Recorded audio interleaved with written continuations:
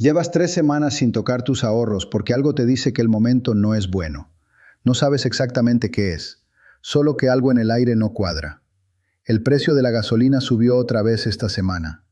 Tu fondo de retiro perdió valor el mes pasado.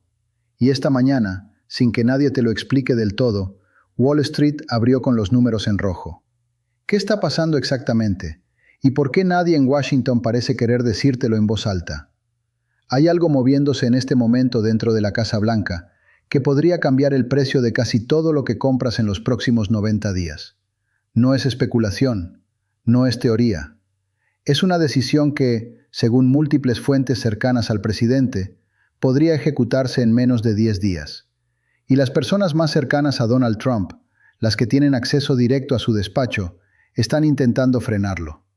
No porque sean sus enemigos, sino porque los números que tienen en la mano los aterrorizan. Esta es la historia de una cuenta atrás. No la que miden los relojes, sino la que miden los mercados. La que se siente antes de que los noticieros te digan qué ocurrió. Y entender lo que está en juego en este momento específico, en estos días específicos, puede marcar la diferencia entre tomar decisiones informadas o quedarte mirando cómo algo que no comprendiste del todo te afecta durante años. Empecemos por lo que los mercados ya saben. Hay 3 señales que los analistas financieros llaman convergencia de miedo sistémico.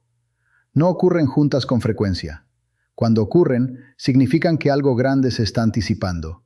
No algo incierto, algo que los jugadores grandes del mercado consideran prácticamente inevitable. La primera señal es el índice de volatilidad. Lo llaman el índice del miedo, porque mide cuánta incertidumbre están comprando los inversores institucionales como protección. Cuando sube de forma brusca sin que haya habido un dato económico concreto que lo justifique, significa que alguien, con mucho dinero y mucha información, está cubriendo posiciones ante algo que no ha ocurrido todavía, pero que considera muy probable. Esta semana, ese índice se disparó. La segunda señal es el precio del oro. El oro es el refugio clásico cuando el dinero inteligente abandona activos de riesgo. No porque el oro genere rendimientos extraordinarios, sino porque no pierde valor cuando todo lo demás colapsa. Esta semana, el oro alcanzó máximos históricos. No máximos recientes, máximos de todos los tiempos. La tercera señal es la entrada masiva de capital en bonos del Tesoro de Estados Unidos. Los bonos son otra forma de refugio. Cuando los inversores venden acciones y compran bonos, están diciendo, prefiero ganar menos, pero no perder nada. Prefiero estabilidad a rentabilidad. Esa movida se produjo esta semana a una escala que los analistas describen como inusual, incluso en contextos de alta incertidumbre. 3 señales, todas al mismo tiempo, todas apuntando en la misma dirección. Los mercados procesan flujos de información, conversaciones privadas, filtraciones, comportamientos de funcionarios, movimientos diplomáticos. Y cuando 3 indicadores distintos convergen de forma simultánea hacia el miedo, es porque algo que aún no es público ya está siendo descontado por quienes tienen acceso a esa información. Lo que están descontando es esto, la posibilidad muy concreta de que Estados Unidos ejecute acciones militares contra Irán en un horizonte de entre 8 y 10 días. No un enfrentamiento menor, no una escaramuza en aguas internacionales, una acción militar directa, con despliegue ya posicionado, con capacidad logística completa activada, con portaaviones en la región y bombarderos en alerta. El tipo de movimiento que, una vez iniciado, no se detiene en la primera semana. Y aquí es donde la historia se complica de una manera que afecta directamente a tu bolsillo. Porque esta decisión no está siendo debatida entre los que quieren la guerra y los que no quieren ningún tipo de acción. Está siendo debatida entre los que quieren la acción militar y los que le están diciendo al presidente, con datos sobre la mesa, que el coste económico de esa decisión podría ser el más alto de su presidencia. Los que le están advirtiendo que podría ganar el enfrentamiento y perder la economía al mismo tiempo. Eso es lo que está en discusión ahora mismo dentro de la Casa Blanca.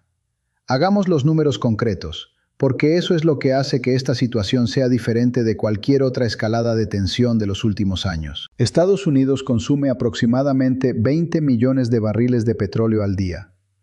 Eso no es un dato abstracto. Es lo que mueve los camiones que llevan comida al supermercado. Es lo que calienta casas en invierno. Es lo que convierte materias primas en los productos que compras cada semana. El petróleo no es solo energía, es el lubricante de toda la cadena de producción y distribución de la economía moderna. El estrecho de Hormuz es el punto por el que pasa aproximadamente el 20% del petróleo que se comercializa en el mundo. Es un canal marítimo de 33 kilómetros de ancho en su punto más estrecho, flanqueado por Irán en un lado y los Emiratos Árabes Unidos en el otro. Y es, desde hace décadas, la palanca geopolítica más poderosa que Irán tiene sobre la economía global. Si esa ruta se interrumpe, aunque sea parcialmente, aunque sea temporalmente, el impacto sobre el precio del crudo es inmediato y brutal. Los analistas que están modelando los distintos escenarios de lo que podría ocurrir en los próximos días están estimando que el barril podría escalar a entre 130 y 150 dólares. Ese rango no es alarmismo. Es la proyección técnica basada en los precedentes históricos de cada vez que esa ruta ha estado en riesgo real. Traducido al lenguaje de lo que te afecta directamente, si el barril llega a 130 dólares, estamos hablando de un coste adicional para la economía estadounidense de aproximadamente 300.000 millones de dólares al año, solo por el encarecimiento del crudo.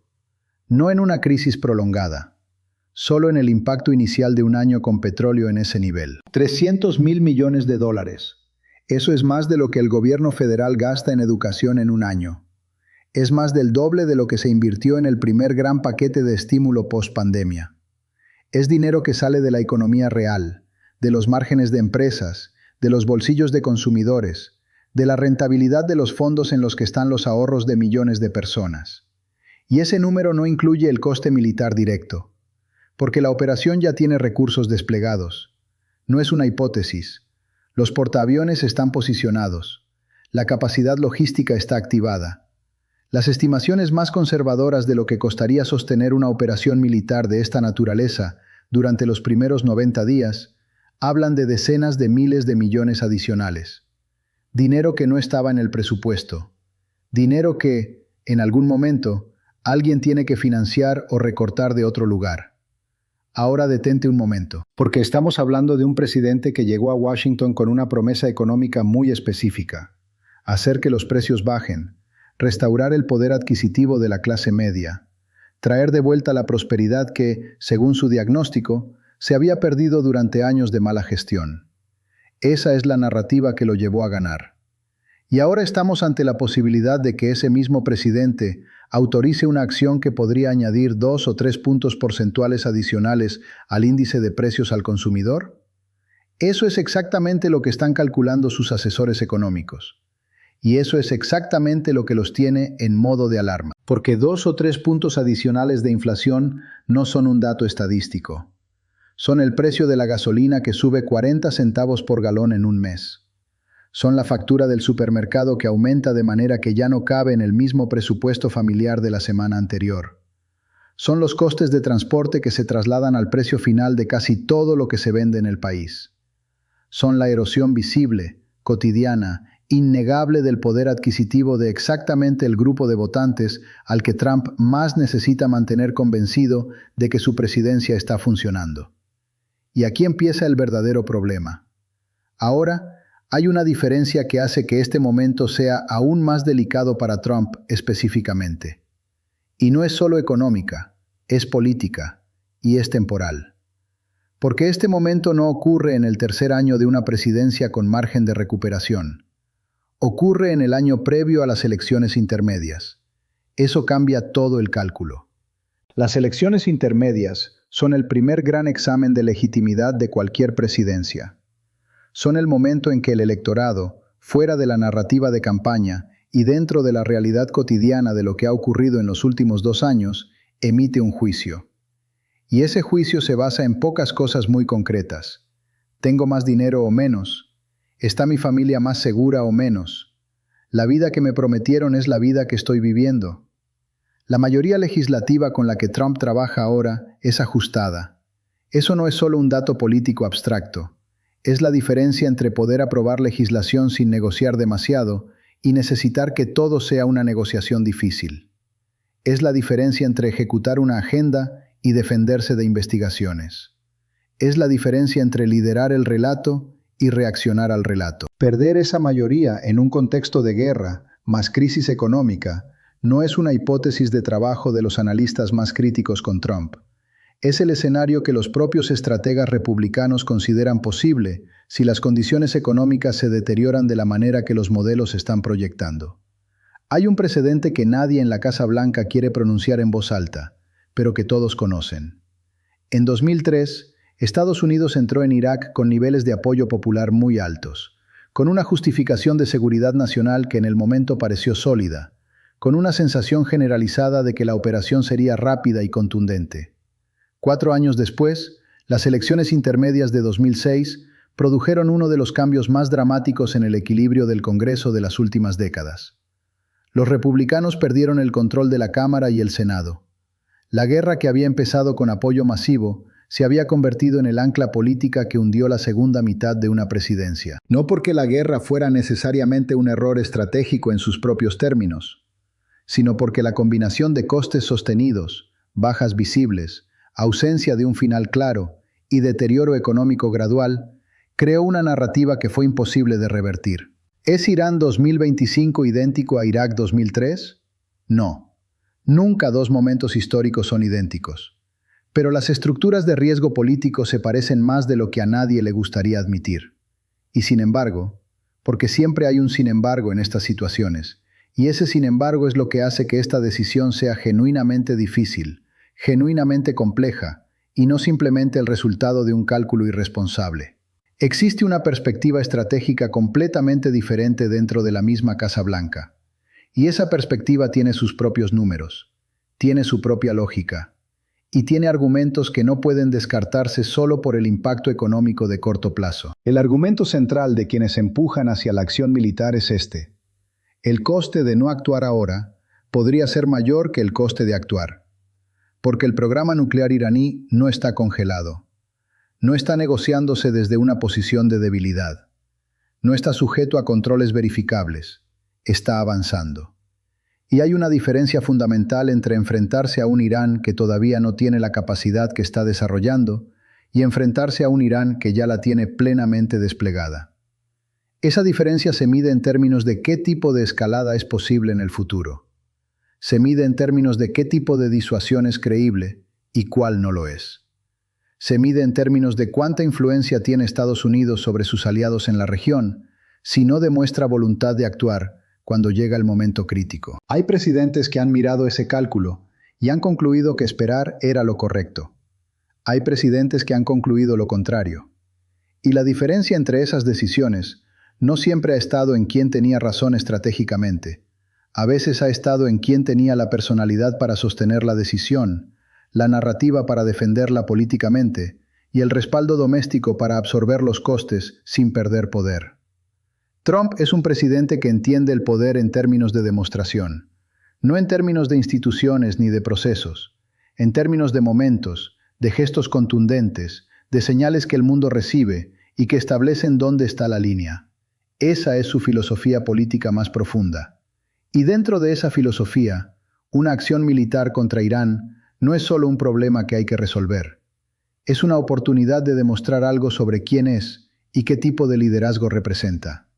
Eso es exactamente lo que lo hace diferente de un cálculo puramente tecnocrático. Lo que los mercados están leyendo en todo eso es que la probabilidad de que la acción ocurra es muy alta. Las estimaciones internas que han filtrado personas cercanas al proceso hablan de hasta un 90% de probabilidad. No de posibilidad, de probabilidad. Eso es lo que está siendo descontado en el índice de volatilidad, en el precio del oro, en la entrada masiva a bonos del tesoro. Ahora bien, detengámonos aquí porque hay algo que merece atención y que cambia la dimensión de este análisis. Un 90% de probabilidad no es certeza. Es una estimación de personas que tienen acceso a información que el público general no tiene, pero que tampoco son omniscientes. Y hay razones concretas por las que ese 10% restante de probabilidad de que no ocurra tiene más peso de lo que parece. La primera razón es que Trump ha usado la amenaza de la acción militar como instrumento de negociación en múltiples ocasiones anteriores. Ha llevado situaciones al borde y luego ha encontrado una salida que le permitía declarar victoria sin disparar un solo misil. Eso no es inconsistencia. La segunda razón es que las filtraciones de probabilidades tan altas pueden ser parte de la propia dinámica de presión. Que alguien filtre que la probabilidad es del 90% puede ser una forma de hacer que Irán entienda que el margen para negociar se está cerrando. Que los actores regionales entiendan que el momento es crítico, que los aliados se posicionen. En diplomacia de alta intensidad, la filtración de intenciones es en sí misma un instrumento. La tercera razón es la más política de todas. Trump está mirando los mismos datos económicos que sus asesores. No es ajeno a los números. Y si entiende que una crisis económica masiva antes de las intermedias puede costarle el Congreso, eso es un input real en su cálculo. No un input que necesariamente lo detiene, pero sí un input que tiene peso. El problema de este tercer punto es que también puede funcionar exactamente al revés. Un presidente que siente que su narrativa de fortaleza es lo que lo mantiene en posición de poder, puede calcular que una crisis económica gestionada con la narrativa correcta es menos dañina políticamente que aparecer como alguien que retrocedió ante una amenaza. Que en el balance entre ser el presidente que causó inflación temporal y ser el presidente que resolvió el problema nuclear iraní, el segundo relato tiene más capacidad de movilizar base electoral que el primero la tiene de destruirla. Esa es la apuesta de los que empujan hacia la acción. Y no es una apuesta irracional. Es una apuesta de alto riesgo, pero con su propia lógica interna. Si el conflicto se prolonga, si el estrecho de Hormuz se cierra, aunque sea parcialmente durante semanas, si otros actores regionales se involucran, si la dinámica de escalada supera el control de los que tomaron la decisión inicial, entonces los modelos de 7% de caída y 300.000 millones de coste energético dejan de ser el escenario base y se convierten en el escenario optimista. Y el escenario pesimista es exactamente lo que los asesores económicos están poniendo sobre la mesa cuando hablan de riesgo de recesión global. No recesión americana solamente, recesión global. Porque la economía mundial está interconectada de maneras que en 1990, en la Primera Guerra del Golfo, no existían de la misma manera. Los mercados de capitales son globales. Las cadenas de suministro son globales. La exposición al petróleo no es solo americana. Una crisis de energía que desestabiliza los precios durante meses tiene efecto multiplicador en Europa, en Asia, en las economías emergentes, que son las que más tarde van a comprar los productos americanos o los que van a financiar la deuda americana. Una recesión global que llegue mientras la economía americana ya está bajo presión inflacionaria, mientras la Fed está paralizada por la disyuntiva entre estímulo y control, mientras el presupuesto federal absorbe los costes militares directos, es exactamente el escenario que los asesores de Trump están tratando de describir cuando usan la palabra precipicio. Eso también tiene un valor económico a largo plazo. Un Estados Unidos percibido como dispuesto a actuar genera un tipo de disuasión que reduce la probabilidad de futuros enfrentamientos. Un Estados Unidos percibido como que siempre encuentra la razón para no actuar genera una dinámica diferente en la que los actores adversariales calculan que el costo de desafiar a Washington es manejable. Ese es el argumento de los realistas de la política de poder. Y Trump lo entiende en términos viscerales, aunque no hable el lenguaje académico de las relaciones internacionales. El choque interno que está ocurriendo en la Casa Blanca no es el choque entre personas razonables y personas irresponsables. Es el choque entre personas que priorizan horizontes temporales distintos y tipos de riesgo distintos. Los asesores económicos priorizan el horizonte de 12 a 18 meses y el riesgo de daño cuantificable en términos de crecimiento, inflación y empleo. Los que empujan hacia la acción priorizan el horizonte de 5 a 10 años y el riesgo de un daño que no es cuantificable en un modelo, pero que consideran existencial para la posición estratégica americana. El presidente tiene que decidir cuál de esos horizontes pesa más. Y esa decisión, en este momento específico, en estos días específicos, es lo que va a definir no solo lo que ocurre en Oriente Medio en los próximos meses. Va a definir qué tipo de presidencia es la de Trump en su totalidad. Va a definir si el segundo mandato se recuerda como el de la recuperación económica o como el de la guerra que nadie quería. Trump opera en un sistema donde otras instituciones tienen poder. El Congreso tiene poder. Los tribunales tienen poder. Los propios mercados tienen poder. Y en un año previo a elecciones intermedias, con una mayoría ajustada, con varios miembros republicanos de posiciones clave en comités económicos que ya están expresando inquietud privada sobre el impacto fiscal de una operación militar extendida, hay una pregunta que ningún estratega de la Casa Blanca puede ignorar. ¿Cuánto apoyo interno aguanta una decisión de este tipo? La tradición americana de política exterior tiene un principio que funciona cuando conviene y que se ignora cuando no conviene, que es la continuación del apoyo legislativo para operaciones militares prolongadas. En los primeros días, el efecto de reagrupamiento en torno a la bandera es real. Las encuestas suben, la narrativa de fortaleza domina, la oposición se calla o apoya. Pero ese efecto tiene una vida media corta, especialmente cuando los costes económicos se hacen visibles, especialmente cuando las primeras imágenes del despliegue llegan a los medios, especialmente cuando las familias empiezan a procesar que el conflicto no tiene un final claro en el horizonte. Y en ese momento, la presión del Congreso sobre el Ejecutivo no viene necesariamente de la oposición, viene de dentro del propio partido, de representantes en distritos donde la gasolina acaba de subir $1, de senadores cuyos estados tienen industrias expuestas al encarecimiento de la energía. Esa es la tensión que los datos de opinión pública están captando antes de que la decisión se tome. Y es la tensión que los estrategas electorales republicanos están transmitiendo a la Casa Blanca con urgencia creciente. No porque sean dobes en política exterior, sino porque son realistas electorales. Y los realistas electorales saben que ningún argumento estratégico de largo plazo gana una elección si el bolsillo del votante está en mal estado el día de los comicios. Trump lo sabe. Mejor que nadie en Washington sabe lo que mueve a sus votantes. Esa capacidad de lectura emocional de su base es uno de sus talentos más genuinos. Y en este momento está usando esa lectura para calibrar algo que sus asesores más académicos no pueden calcular con modelos. ¿Cuánto dolor económico aguanta su base antes de que la narrativa de fortaleza deje de compensar el coste en el bolsillo? Esa es la calibración que está haciendo en estas horas, en estos días, con esa cuenta atrás de 8 a 10 días que los mercados ya están leyendo. Y ahí está el núcleo real de la paradoja que define este momento. Trump necesita parecer fuerte para mantener el tipo de liderazgo que lo define, pero la acción que demostraría esa fuerza podría debilitar su posición política real, de manera que ninguna narrativa de fortaleza pueda compensar. Ese es el tipo de dilema que no tiene solución perfecta, solo soluciones con distintas distribuciones de costo y beneficio.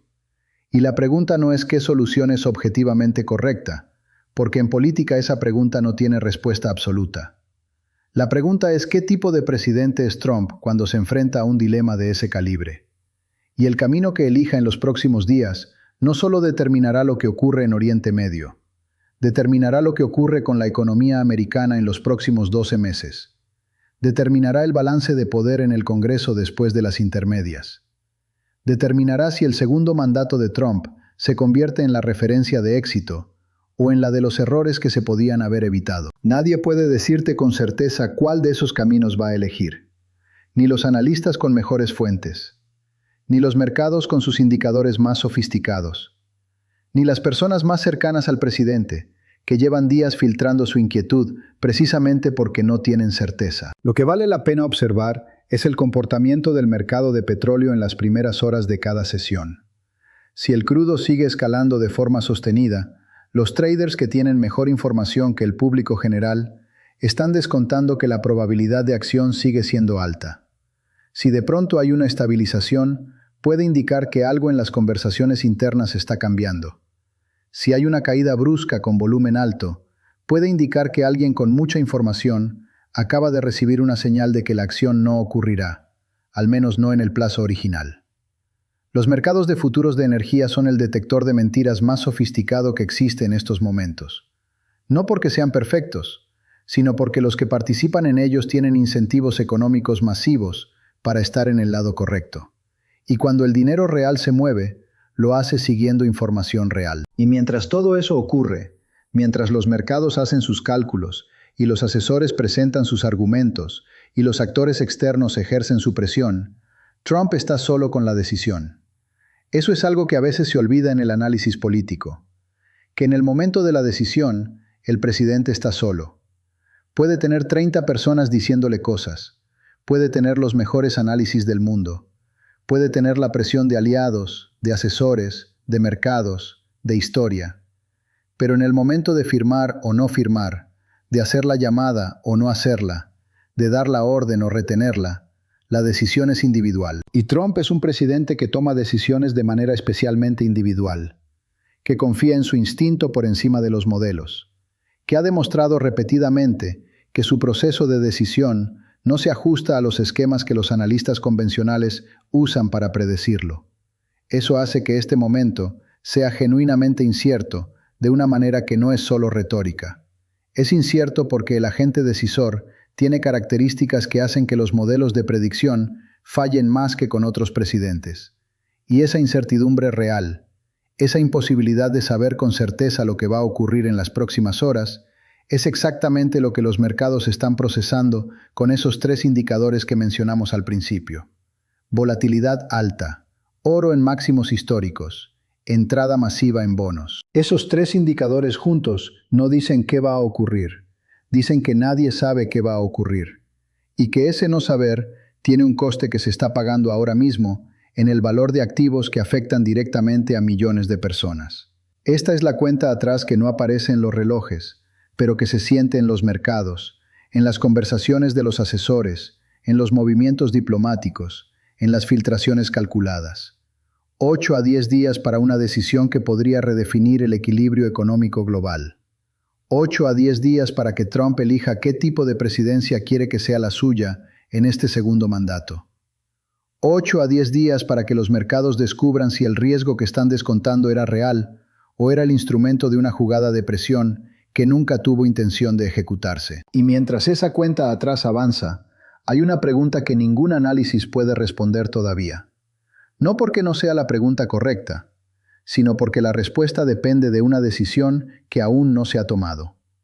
Si Trump actúa y la economía absorbe el golpe mejor de lo que los modelos proyectan, si el conflicto se resuelve más rápido de lo que el precedente histórico sugiere, si la narrativa de fortaleza se impone al daño económico de corto plazo y llega a las intermedias con suficiente crecimiento para compensar los costes, ¿habrá sido la apuesta correcta? Y si Trump actúa y el escenario pesimista se materializa, si el petróleo se va a $150 y la inflación vuelve a los niveles más altos, si los mercados caen más del 7% inicial y el rebote tarda más de lo esperado, si las intermedias producen el tipo de cambio legislativo que convierte la segunda mitad del mandato en una defensa constante en lugar de una ejecución de agenda, ¿quién va a cargar con ese costo? No la gente que tomó la decisión en Washington, sino la gente que llena el depósito de gasolina y nota que el precio subió, que va al supermercado y necesita calcular qué puede comprar esta semana, que mira el balance de su fondo de retiro y ve un número menor que el del mes pasado. Esa es la razón por la que esta cuenta atrás importa más allá del análisis de política exterior. Porque el resultado no es solo geopolítico, es cotidiano, es concreto. Es el tipo de consecuencia que se vive en decisiones pequeñas de todos los días, muy lejos de los pasillos de la Casa Blanca. Y en el centro de todo eso está un presidente que está calibrando, en estas horas, en estos días, si el tipo de legado que quiere construir puede sobrevivir al tipo de costo que podría tener que pagar para construirlo. La pregunta real no es si Trump va a atacar Irán. La pregunta real es si Trump, en el momento de mayor presión de su segundo mandato, es capaz de distinguir entre ser el presidente más fuerte de su generación y ser el presidente que confundió la demostración de fuerza con la preservación del poder real que necesita para que lo que viene después tenga sentido. Esa diferencia, esa distinción que parece sutil, pero que en términos de consecuencias reales lo es todo, es lo que los próximos días van a revelar sobre un hombre que lleva décadas construyendo su identidad política alrededor de la idea de que nunca retrocede. Y si la decisión más difícil que ha tomado en su presidencia no es atacar, sino encontrar una salida que no parezca retroceso, cuando en realidad lo es,